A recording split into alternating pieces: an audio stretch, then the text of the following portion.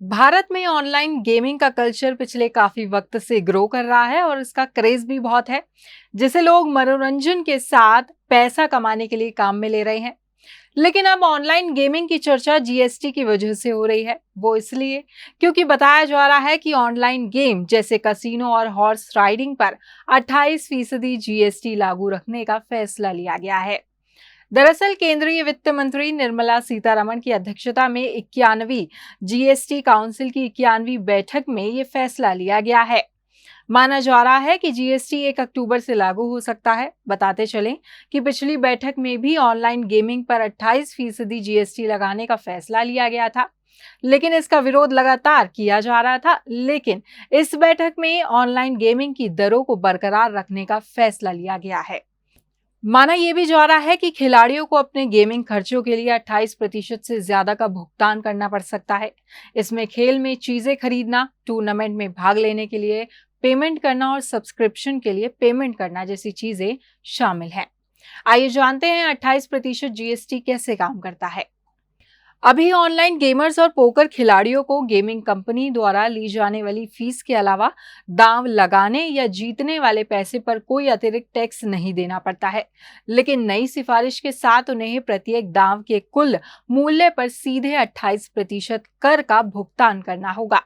इसलिए online game और poker खेलने के लिए उन्हें ज्यादा पैसे खर्च करने पड़ेंगे और अब खिलाड़ियों को 3 चीजें चुकानी होंगी। पहला, खेल में कुल धनराशि पर 28% कर।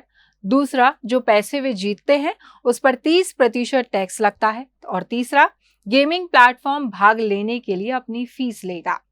इसलिए गेम खेलने पर खिलाड़ियों को अलग अलग तरीकों से ज्यादा पैसे चुकाने होंगे। दरअसल जीएसटी एक प्रकार का टैक्स है जो अप्रत्यक्ष रूप से उपभोक्ता द्वारा भुगतान किया जाता है। इसलिए जब कोई 100 रुपए का दाव लगाना चाहता है तो उसे कुल 128 रुपए का भुगतान करना होगा, जिसमें 28 रुपए जीएसटी टैक्स में जाएगा। आप अंदाजा ऐसे भी लगा सकते हैं कि 28% जीएसटी से गेमिंग कंपनियों को बहुत ज्यादा कर देना होगा, लगभग 1100% से ज्यादा। इसका मतलब है कि खिलाड़ियों के लिए प्रत्येक गेम खेलने का खर्च लगभग 3 गुना ज्यादा हो जाएगा। माना यह भी जा रहा है कि नए टैक्स के कारण खिलाड़ियों को अपनी पुरस्कार जीत में कम पैसे मिलेंगे। ऐसे में यह भी हो सकता है कि वे उतना खेलना ना भी चाहें, क्योंकि उतना पैसा नहीं जीत पाएंगे। जानकारी के अनुसार भारत में ऑनलाइन गेमिंग उद्योग को लगभग $2.8 बिलियन का निवेश मिला है। उद्योग के जानकारों के अनुमान के मुताबिक प्रोफेशनल गेमर्स प्रति वर्ष करीब 70 से 85 लाख रुपए कमाते हैं।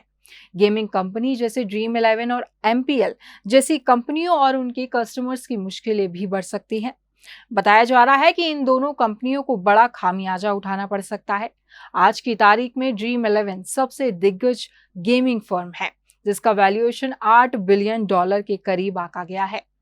अब तक ये कंपनियां रियल मनी गेम्स जो कस्टमर्स को ऑफर कर रही थी, केवल उसी पर टैक्स देना पड़ रहा था। लेकिन नए नियम के मुताबिक गेम्स खेलने वाले व्यक्ति द्वारा किए जाने वाले भुगतान की पूरी रकम पर 28% जीएसटी का भुगतान करना होगा।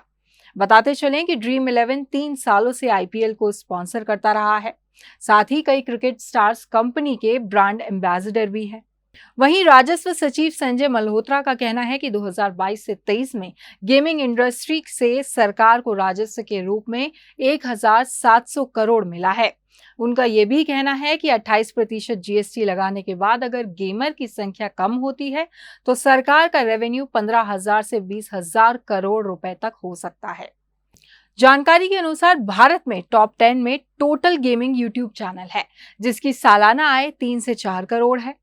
अगर मंथली इनकम देखी जाए तो ये 29 लाख अनुमान से है।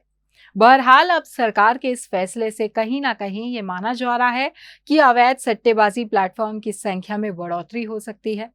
कर बचत करने के लिए घरेलू गेमिंग कंपनियां अपना कारोबार विदेशों में स्थानांतरित कर सकती हैं, जिससे इससे भारत सरकार को रेवेन्यू लॉस भी हो सकता है।